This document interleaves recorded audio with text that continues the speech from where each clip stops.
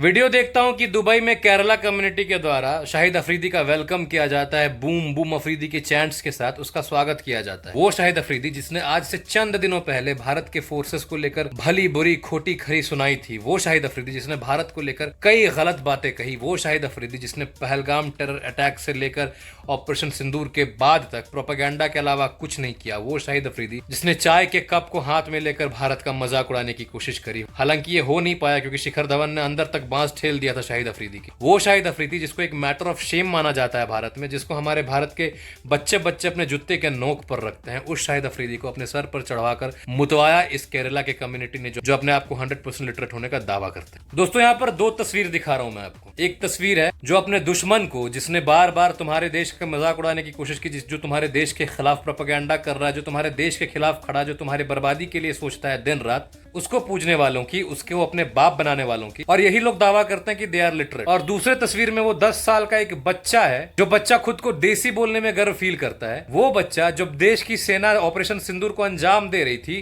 पंजाब के फिरोजपुर गांव के खेतों में स्क्रॉचिंग हीट पे सेवा दे रही थी, देश के लोगों के लिए अपने जान को हथेली में लेकर लड़ाई लड़ रही थी, तब ये छोटा सा 10 साल का नन्हा सा बालक अपने देश के जवानों के लिए सुबह को 8 बजे से लेकर रात के 9 बजे तक कभी दूध, कभी लस्सी, कभी चाय ले जाकर देश के जवानों की सेवा कर रहा था। और स्टेट को कहा जाता है कि ये देसी है, ये ड्रग एडिक्ट है। चलो मैं मान लेता हूं कि यहाँ पर थोड़ा बहुत पॉलिटिकल सिनेरियो के कारण ड्रग एडिक्ट रहते हैं। ड्रग बहती होगी जिनके रगों में, उनके रगों में बहती होगी। लेकिन ये बच्चा, ऐसे बच्चे जिनको उनके माता पिता कभी ये दावा नहीं करते कि हम बहुत लिटरेट हैं, हम पढ़े लिखे, हम देसी ठहरे भाई, लेकिन हम अपने देश के लिए जान दे सकते हैं। ये चाहिए देश को। तुम जैसे कुत्ते नकारा नालायक नहीं चाहिए। अंग्रेजों के यहाँ गुलामी करने वाले, अंग्रेजों के यहाँ अंग्रेजी माध्यम स्कूलों में पढ़ने वाले, विदेश जा जाकर पढ़ने वाले लोग बहुत पढ़े लिखे लिटरेट हुआ करते थे, लेकिन देश के लिए योगदान की बात आती थी तो वो देश के खिलाफ काम करते थे। लेकिन हो सकता है कि हमारे भगत सिंह, सुखदेव, राजगुरु कम पढ़े लिखे हों, लेकिन देश के लिए जो उनका जज्बा था उसके लिए आज उनको हम सलाम करते हैं। भले उनने 4 किताबें कम पढ़ी हों,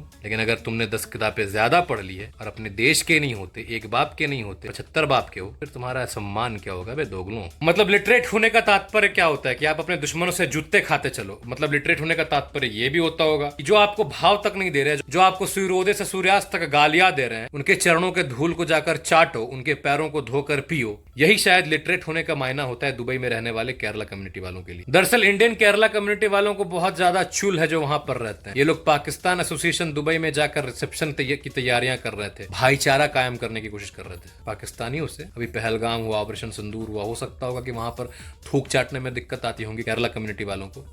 100% लिटरेसी श्योर। तो थूक चाटने में जो दिक्कतें आती होंगी उसको पूरा करना था, बिरयानी खाना था, तो गए थे रिसेप्शन देने।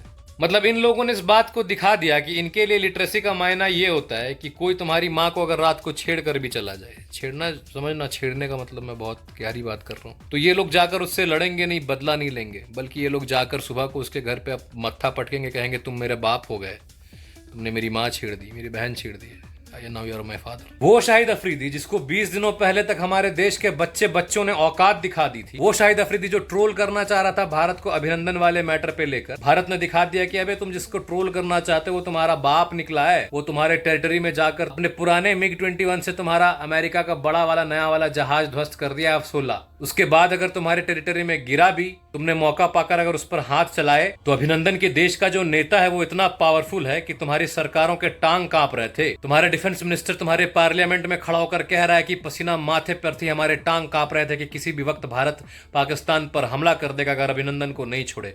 अभिनंदन जिसने तुम्हारे पूरे कौम के पसीने छुड़वा दिए, तुम्हारा पिछवाड़ा फाड़कर नाक में घुसेड़ दिया, और तो और तुम लोगों को बावर्ची बना दी, तुमको चाय बनवाया, फिर चाय पीकर तुम्हारे चाय की तारीफ भी करेगी, ठीक ठाक चाय बना ले तो भोसड़ी वालों। उस अभिनंदन का जब तुम मजाक उड़ा रहे थे तो बच्चों ने तुम्हारे मुंह चुप करवा दिए। शिखर धवन ने तो तुम्हारी माँ बहन ले ही ली थी। ये वो शाहिद अफरीदी है जिसके अकाउंट्स भारत में बैन है। ये वो शाहिद अफरीदी है जो भारत को अपना परम शत्रु समझता है। और वही शाहिद अफरीदी केरला के सो कॉल्ड लिटरेट कम्युनिटी वाले लोग जो दुबई में रहते हैं, वो अपने बाप बनाने को चल रहे थे शाहिद अफरीदी को। बूम बूम अफरीदी के चैंट से स्वागत किया जा रहा था। 6 चंद भी देखता होगा ना तुम लोगों को ऊपर से, तो वो अपने आप पर गर्व फील करता होगा कि भाई जब हमने कुछ गलत ना करा।